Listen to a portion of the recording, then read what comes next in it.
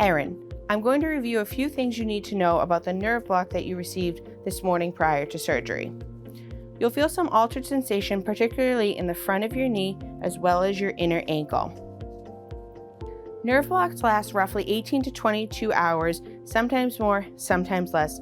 All depends on how fast your body can work out this medication.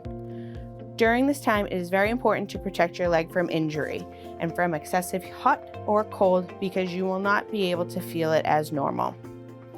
When the block begins to wear off, it's described as a pins and needle feeling that goes down your leg. During this time, you may feel increased discomfort.